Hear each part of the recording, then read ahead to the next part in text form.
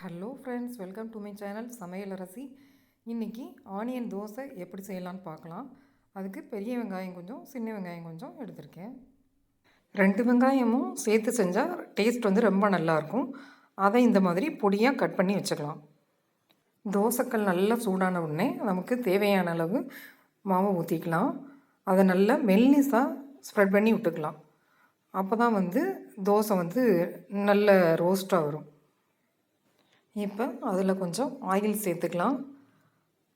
அதுக்கப்புறம் ஒரு 2 ஸ்பூன் அளவு நெய் சேர்த்துக்கலாம்.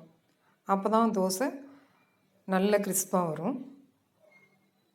அதுக்கப்புறம் நம்ம பொடியாக நறுக்கி வச்ச வெங்காயத்தை நமக்கு தேவையான அளவு சேர்த்துக்கலாம்.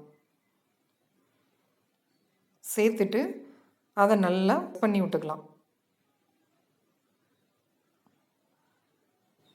மீடியம் ஃப்ளேம்லேயும் வச்சு ஒரு பக்கம் தோசை நல்லா வெந்த உடனே அதை திருப்பி போட்டுக்கலாம். இந்த அளவுக்கு நல்லா ரோஸ்ட்டாக வந்துடணும். அதுக்கப்புறம் திருப்பி போட்டால் தான் அது நல்லா டேஸ்ட்டாக இருக்கும்.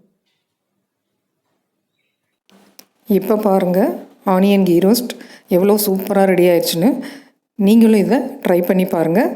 இந்த சேனலுக்கு லைக் பண்ணுங்கள், ஷேர் பண்ணுங்கள், சப்ஸ்கிரைப் பண்ணுங்கள். அப்படியே பக்கத்தில் இருக்க பெல் ஐக்கானை கிளிக் பண்ணுங்கள்.